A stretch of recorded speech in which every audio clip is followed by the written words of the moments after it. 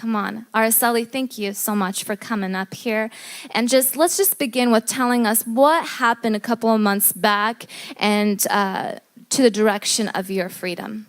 So, it's so hard to be up here. That's okay, I'm right here. So, a couple months ago, about 3.5 months ago, I was going through hardship in my life, and I started suffering from anxiety and vomiting. And when I say vomiting, anxiety, I mean it lasted all day. I vomited twice, 3 times a day, even more sometimes.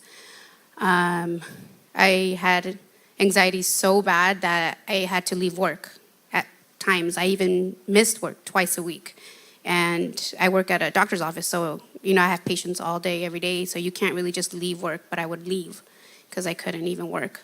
I couldn't eat, I couldn't be around people because I felt so weird, so anxious, and even people could notice that. They're like, "Are you okay?" And I tried my hardest, and I would kind of yeah, I'm fine, and I would go to the bathroom, pray, come out, but it kept attacking me, really bad, to the point where I was a zombie. I felt like a zombie. I felt like I got up, and it wasn't even me. Wow. And so you're saying this was happening for 3.5, 4 months. Of this constant nausea and just vomiting throughout the day, or was it just in the morning, or when was this happening? So it hit hard in the morning, right when I wake up. So I would wake up, I would be very anxious. I start vomiting for a good 10, 15 minutes. I would get up, get ready, go to work, right as soon as I ate something, go to the bathroom, vomit, and then work. Same thing, had lunch, vomit, and then I would come home, and then after so long after vomiting, I stopped eating because, you're going to vomit. So I said, you know what, just don't eat as much, or eat fruit or something so that doesn't hurt when you vomit. So then I lost 20 pounds. I kept checking my weight every couple weeks, and it kept going down. And then I, tried again eating more. So I would gain my weight back, and same thing, vomit, vomit, vomit. And tell us, were you prescribed with medications? Did you take those medications? So yeah, I had anxiety medication. I had Zofran for vomiting. I had ulcer medication like omeprazole for gastritis. All of that. I had all those medications. I didn't take it though. I left it in my bathroom because I kept telling myself, God's going to heal you. You are going to be healed. And even though I wanted all the medication there anyways. I wanted to look at it because I kept telling myself, just in case an emergency, just in case you need it, so you don't miss work, take a pill. And something kept telling me, take the anxiety medication. And I don't know if anybody's ever taken anxiety medication, but it's tough on you. It makes you sleepy, and it really does calm you down, but it zombifies you. You feel like a zombie. So I said, no, I'm not going to take it. I'm going to keep going with my day. And, I'm going to pray. Every time I get attacked, I'm going to pray. God's going to get me through every hour of the day. And so I left it. I didn't take it. And, there was nights, I didn't sleep. I was on 2 hours of sleep, 3 hours of sleep, going to work. And I have kids, so I had to take care of the kids and function with all of that, So it was really, really hard. Tell us, what was the turning point for you that you're like, you know what, I need to get prayed for? What was that turning point, and what happened after you received prayer? So I went through inner healing my soul. So I did that, and I did praying. I've been praying, and it's.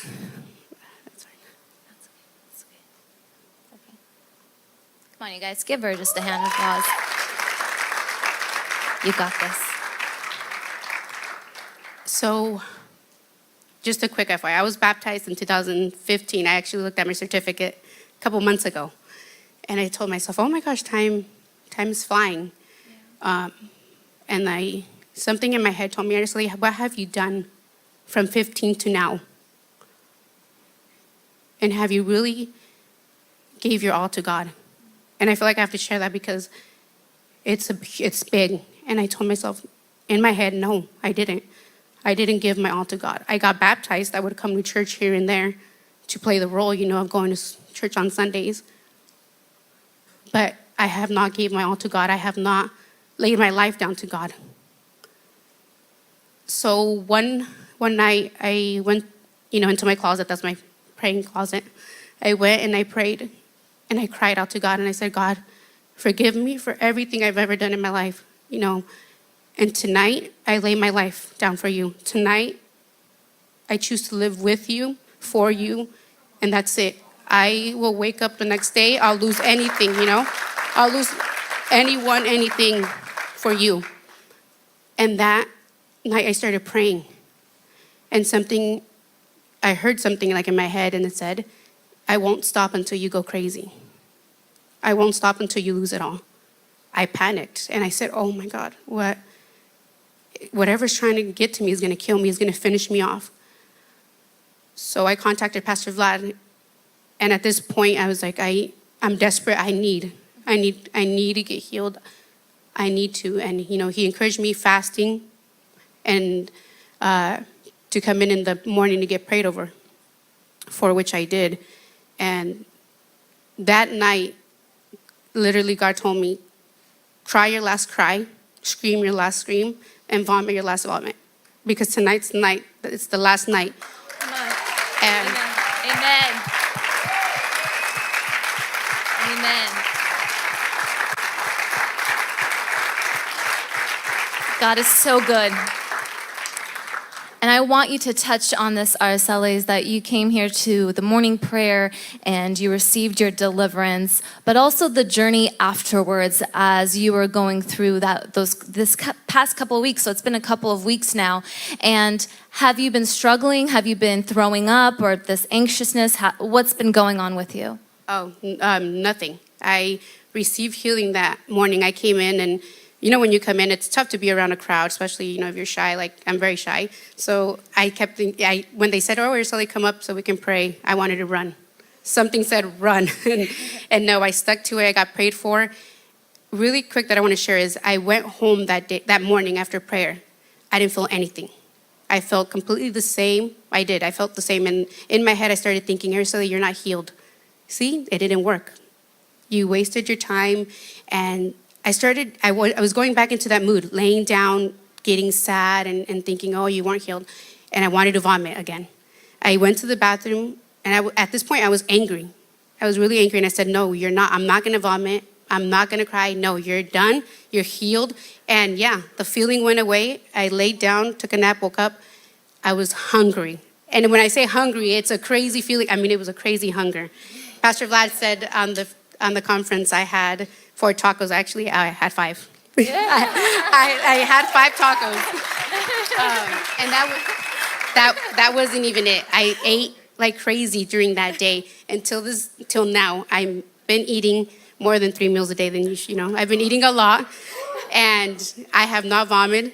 Anxiety, gone, completely gone. Like it's gone. I'm sleeping, I'm eating, I'm working. Amen. Amen. Araceli, I want you to emphasize on this. As soon as you receive the deliverance, the enemy loves to tell us that it's going to be, rainbows and sunshine and nothing's going to go wrong. But you mentioned to me before is that, anxiety was knocking on the door, and you even felt nauseous a couple of times. So please emphasize on what did you do when you had these moments that you felt like, oh my gosh, am I delivered? What's going on? What's my next step? What did you do? So yeah, they did come back. So I was completely healed, fine. And then all of a sudden, one day, it wanted to come back. And I started thinking again, oh, you have to throw up, go throw up. And I said, no, I came against it. I prayed, and I said, you're healed. You're not going to throw up. God is with you, and the devil's a liar, and you will not go back to the old ways. And Amen. I felt that. Amen.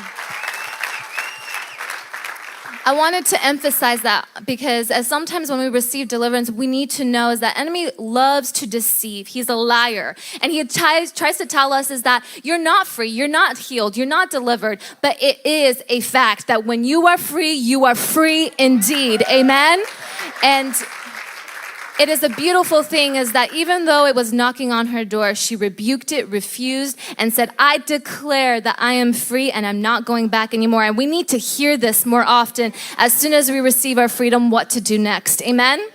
Amen. Araceli, what would be your last words of encouragement for someone that is dealing with or struggling with a certain anxiety or bondage? What would be your words of encouragement? So mine would be, like I said, I have been coming to church on and off. When I feel like when you literally tell God and when you tell him, you know, I'm here, you give it all to him. And when you're halfway in and halfway out, it's so hard because you don't, I feel like I was always halfway in and or out. And when I finally told him, I'm 100% in, I'm 100% yours, he started moving in my life. And that's when I, especially healing, when I received it, oh my gosh, he's there for you. And no matter what situation you have, no matter who you are, he is there for you. Yes. And all it takes is honestly a little bit of faith. Yes. And yeah. Come on. And amen, amen. And I apologize. One last thing is that her sister received deliverance at the Race to Deliver conference as well, just this last weekend, right? So it was a whole family deliverance all in one package. Come on. God is doing some good things, breaking generational curses.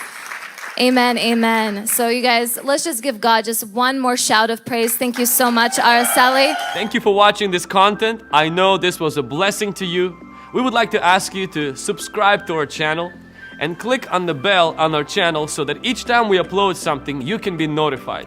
Don't forget to share this content with your friends and family and on social media. We're so thankful to you. Better is not good enough. The best is yet to come.